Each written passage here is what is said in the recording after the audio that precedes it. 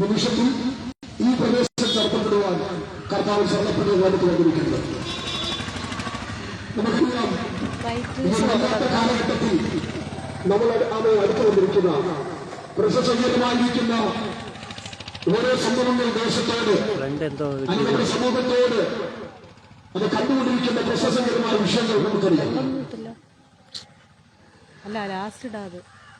നമ്മുടെ കേരളമായിരിക്കുന്ന ദൈവത്തിന്റെ സ്വന്തം സ്ഥലമെന്നറിയപ്പെടുന്ന നമ്മുടെ കൊച്ചു കേരളം പോലും വൈദ്യമാരുന്ന സേവനത്തിന്റെ ആ മഹാത്മ്യത്തെ തിരിച്ചറിയപ്പെടാതെ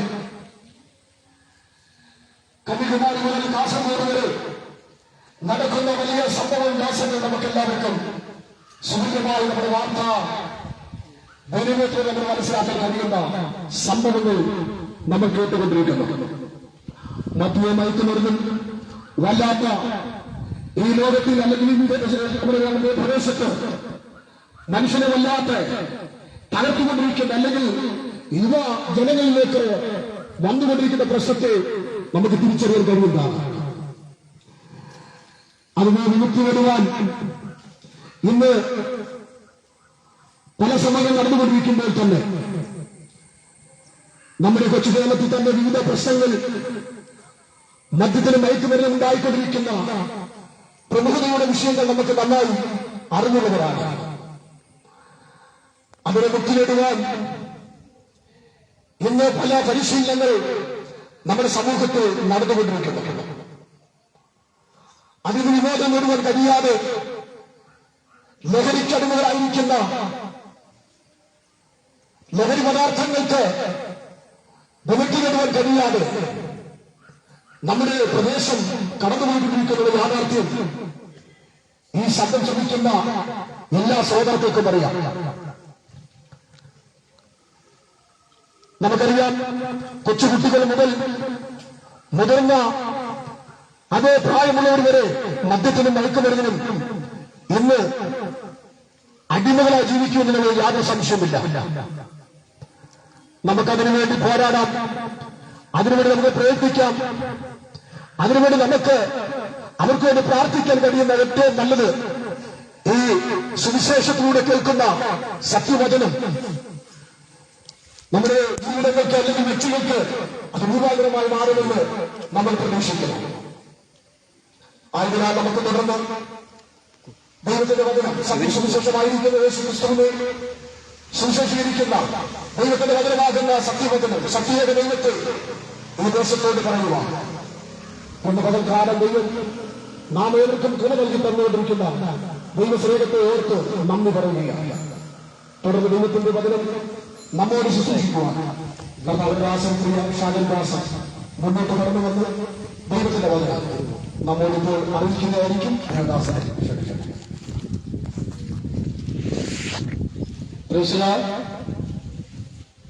ദൈവത്തിന്റെ വിലയേറിയ നാമം ഈ പകൽക്കാലം വാഴ്ത്തപ്പെടുമാറാകട്ടെ. ശാന്തസുന്ദരമായ അന്തരീക്ഷത്തിൽ മാറ്റമില്ലാത്ത ദൈവത്തിന്റെ വചനം സ്വർഗീയ ദൂത് സന്ദേശം നിങ്ങളോട് ചില മിനിറ്റുകൾ മാത്രം അറിയിക്കാൻ ഞങ്ങൾ ആഗ്രഹിക്കുകയാണ്. ഈ കാലഘട്ടത്തിലെ സംഭവവികാസങ്ങളും കർത്താവായ യേശുക്രിസ്തുവിന്റെ രക്ഷയെക്കുറിച്ച് ഞങ്ങൾക്ക് നിങ്ങളോട് ചില മിനിറ്റുകൾ മാത്രം പറയുവാൻ ആഗ്രഹമുണ്ട്. ഈ ദേശത്തിലെ നല്ലവരായ എല്ലാ നാട്ടുകാരെയും മാതാപിതാക്കളെയും ഈ ലഘു സന്ദേശത്തിലേക്ക് ഞങ്ങൾ ആർദ്രമായി സ്വാഗതം ചെയ്യുകയാണ്. നമ്മൾ പല മാധ്യമങ്ങൾക്കും മുൻപിൽ മണിക്കൂറുകളോളം സമയങ്ങളെ ചിലവഴിക്കുമ്പോൾ സ്വർഗീയ ദൂതും ദൈവിക സന്ദേശവുമായിരിക്കുന്ന നല്ല വാർത്തയാകുന്ന ദൈവവചനത്തിന് മുൻപിൽ ചില മിനിറ്റുകൾ ഞങ്ങൾ ആയിരിക്കുകയാണ്. നിങ്ങളെ ഞങ്ങൾ ക്ഷണിക്കും. ഇന്ന് ലോകം മനുഷ്യനെ നിയന്ത്രിക്കാൻ കഴിയാത്ത ഒരു സാഹചര്യത്തിലൂടെയാണ് കടന്നു പോകുന്നത്.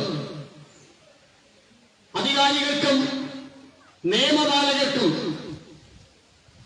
രാജ്യത്തിന്റെ ഭരണാധികാരികൾക്കും നിയന്ത്രിക്കാനോ അതിനെ അമർച്ച ചെയ്യുവാനോ കഴിയാത്ത ഒരു പശ്ചാത്തലത്തിലൂടെ ലോകം കടന്നുപോകുന്നു.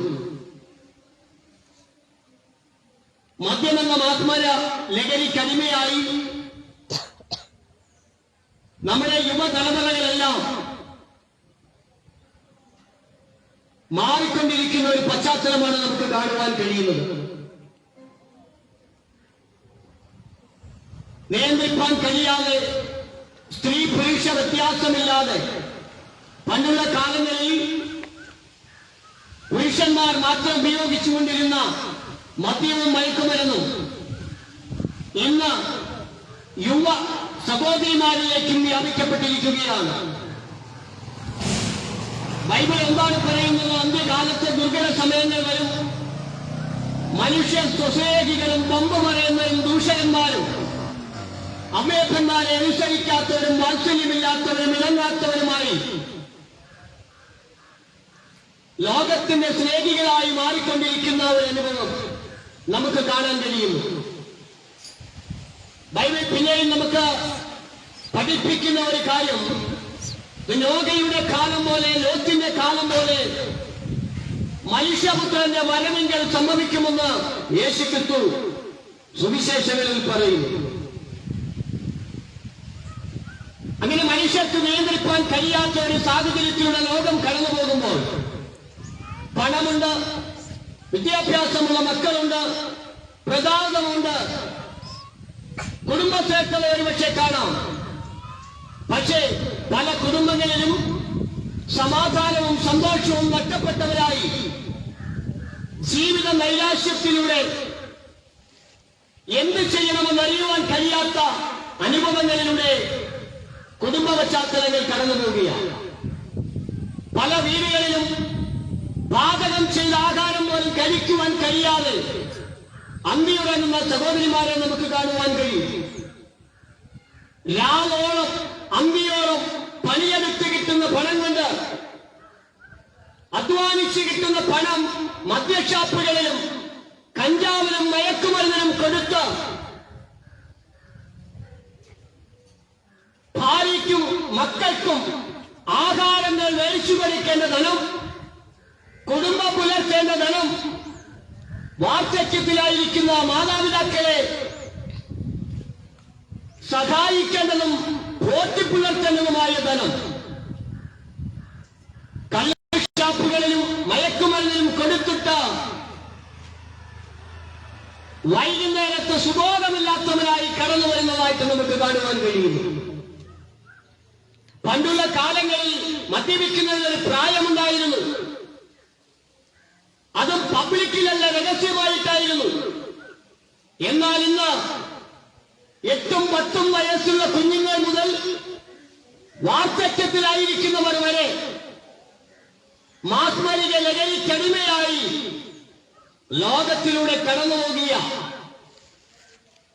ജീവിതം എന്തെന്നോ ജീവിതത്തിന്റെ ലക്ഷ്യമെന്തെന്നോ അറിയുവാൻ കഴിയാതെ, സൃഷ്ടിച്ചവനായ ദൈവത്തെ ആരാധിക്കാതെ ബോധിച്ച വഴികളിലൂടെ യാത്ര ചെയ്യുന്ന തലമുറകളെയാണ് നമുക്ക് കാണുവാൻ കഴിയുന്നത്. കൊലപാതകങ്ങൾ വർദ്ധിക്കുന്നു, ആത്മഹത്യകൾ വർദ്ധിച്ചുകൊണ്ടിരിക്കുന്നു. ഇങ്ങനെ സമൂഹത്തിൽ സമാധാനമില്ലാതെ കേസുകൾ വർദ്ധിച്ചുകൊണ്ടിരിക്കുകയാണ്. ഇതിനെല്ലാം പിന്നിൽ നമ്മൾ പരിശോധിച്ചാൽ മയക്കുമരുന്നെന്ന യാഥാർത്ഥ്യത്തെയാണ് നമുക്ക് കാണുവാൻ കഴിയുന്നത്. എന്നെ കേൾക്കുന്ന പ്രിയ സഹോദരങ്ങളെ, സഹോദരിമാരെ, എന്താണ് ഇതിനൊക്കെ അർത്ഥം? മനുഷ്യന് ദൈവഭയമില്ലാത്ത ഒരു അനുഭവം. നാം ബൈബിൾ എന്താ പറയുന്നത്? ഒരു മനുഷ്യന്റെ ജീവിതം 4 വിരൽ നീളം മാത്രമേ ഉള്ളൂ. വയലിലെ പൂ പോലെയും സസ്യത്തെ പോലെയും മുളച്ചു വന്ന് വാടിപ്പോകുന്ന മനുഷ്യ ജീവിതം,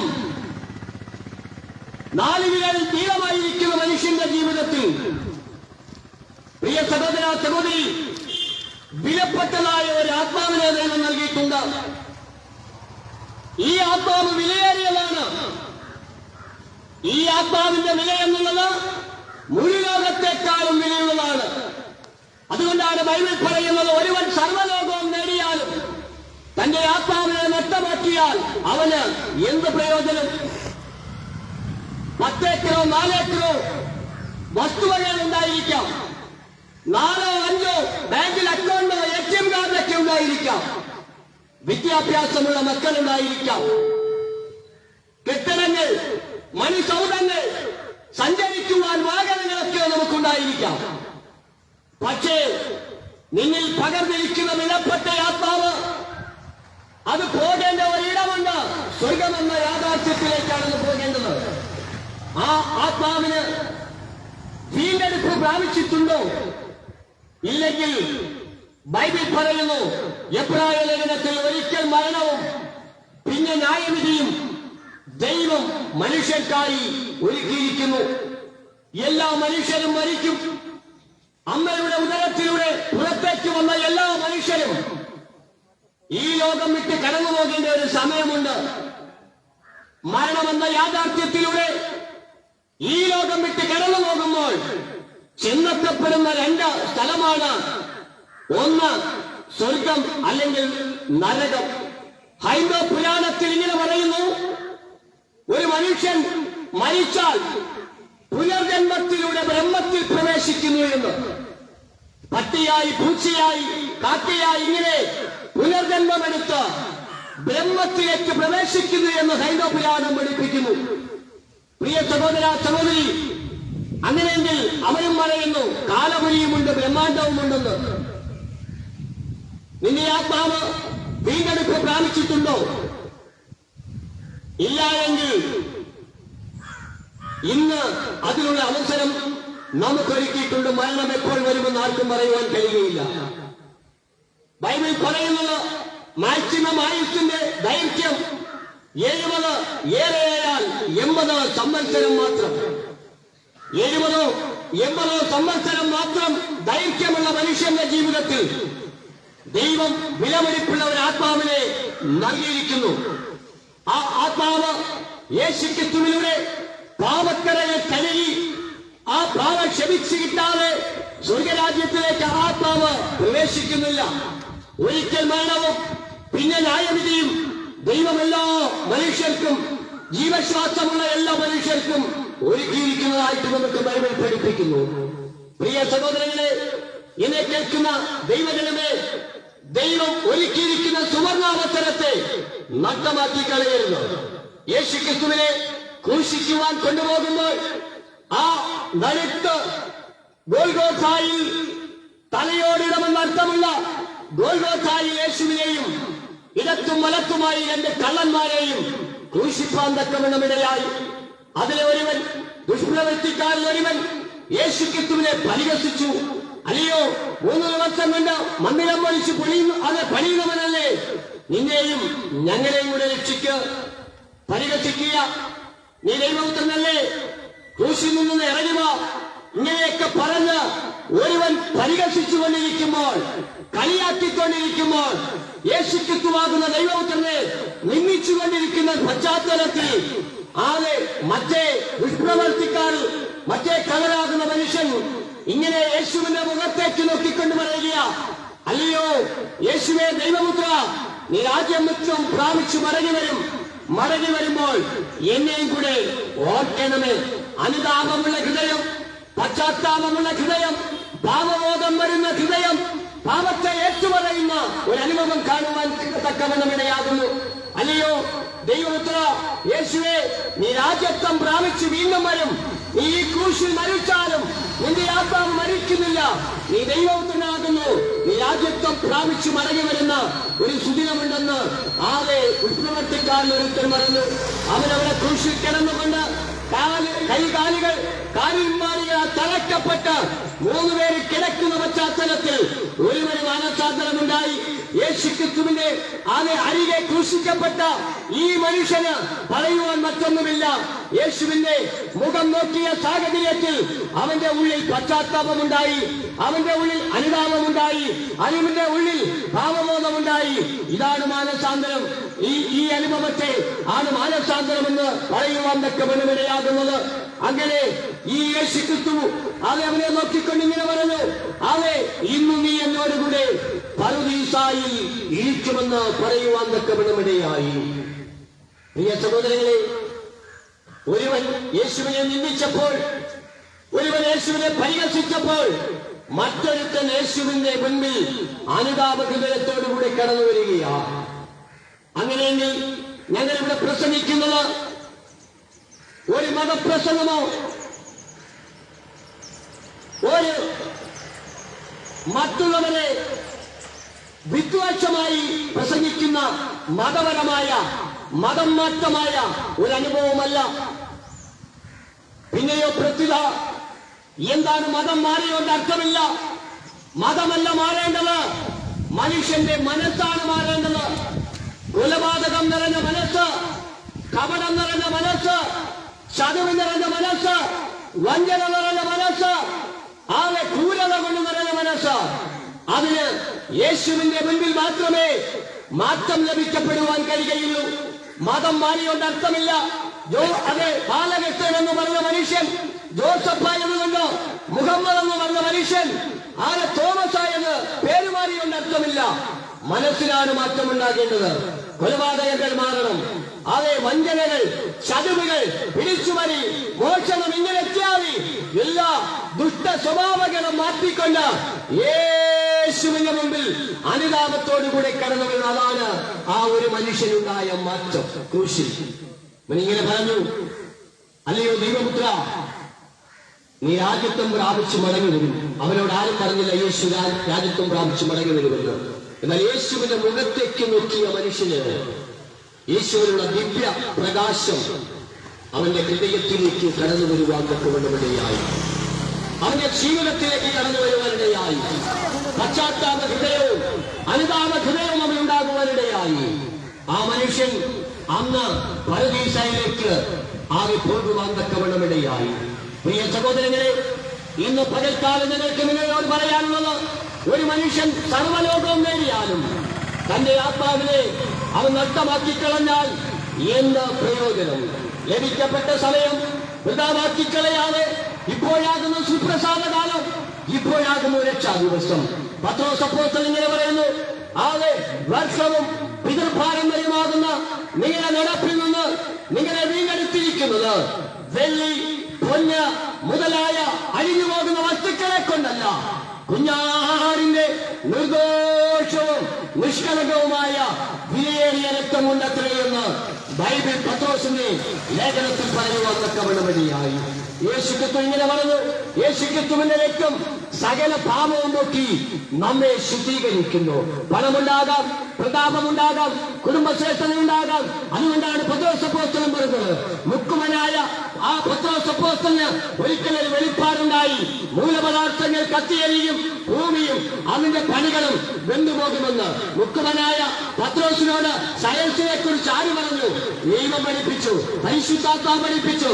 മൂലപദാർത്ഥങ്ങൾ കത്തിയെരിയും, ഭൂമിയും അതിന്റെ പണികളും വെന്തുപോകും. മലാക്കി പ്രവചകൻ ഇങ്ങനെ പറയുന്നു, ശൂളപോലെ കത്തുന്ന ഒരു ദിവസമുണ്ട്.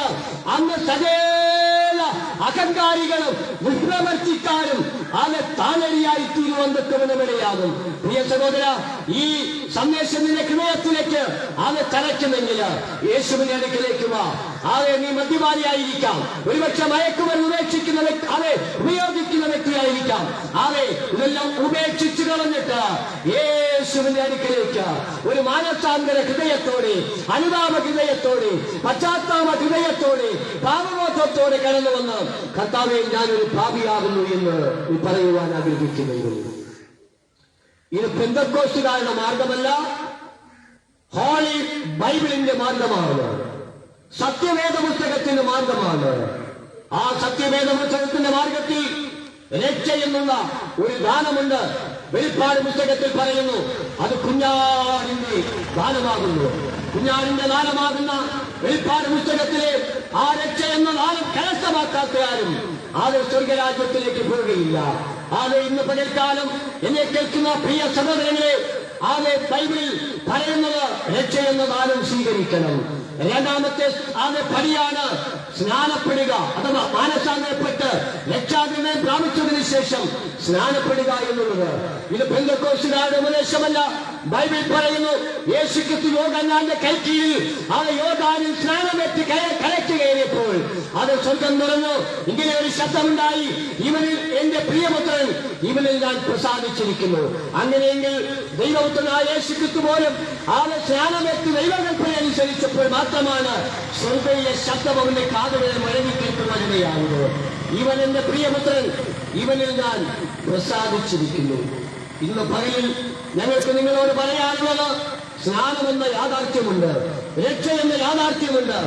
അങ്ങനെ രക്ഷയും സ്നാനവും സ്വീകരിച്ച് അത് തന്റെ പാപത്തെ ദൈവസന്നിധിയിൽ ഏറ്റുപറഞ്ഞ് ദൈവകൽപ്പനയാകുന്ന സ്നാനം സ്വീകരിക്കുന്നവർക്ക് മാത്രമേ ആകെ സ്വർഗരാജ്യത്തിലേക്ക് പോകുവാൻ കഴിയുള്ളൂ.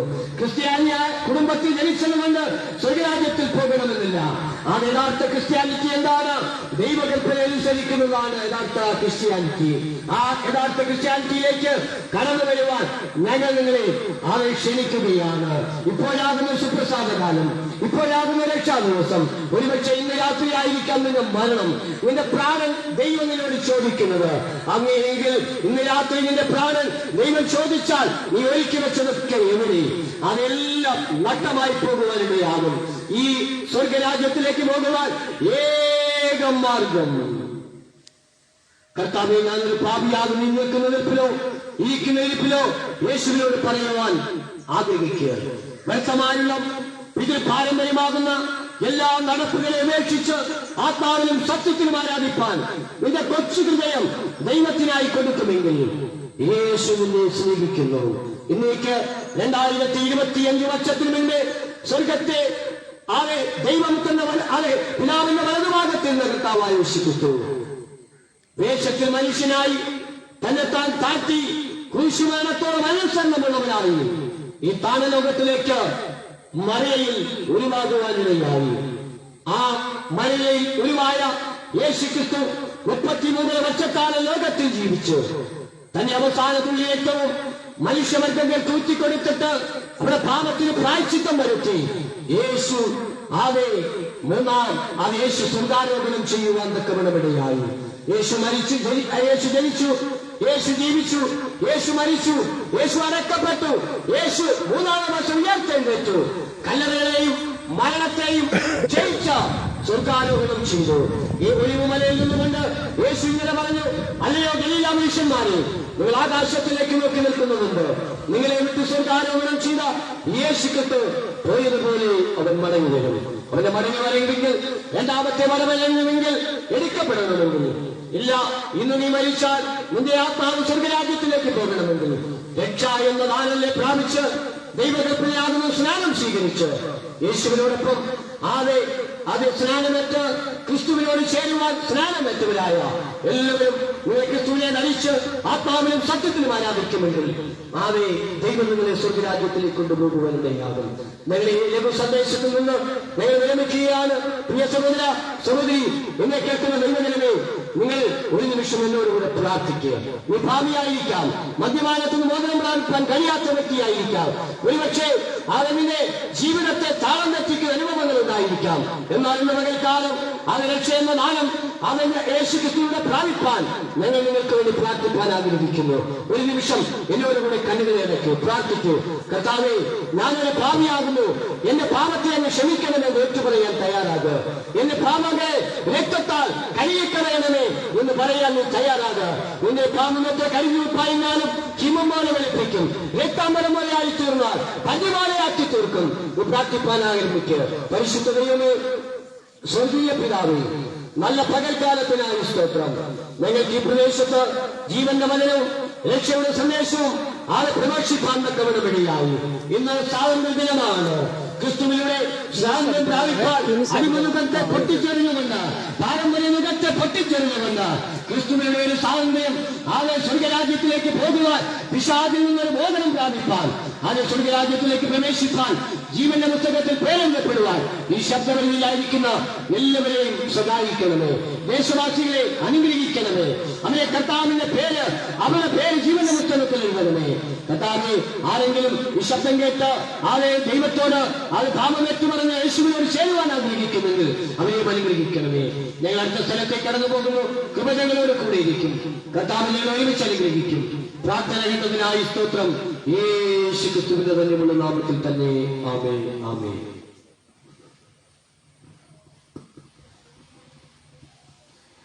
യേശുക്രിസ്തു പാപികളെ രക്ഷിക്കുന്നു. യേശുക്രിസ്തു രോഗികളെ സൗഖ്യമാക്കുന്നു. യേശുക്രിസ്തു സമാധാനമില്ലാത്തവന് സമാധാനം നൽകുന്നു. യേശുക്രിസ്തു നിത്യജീവനെ നൽകുന്നു.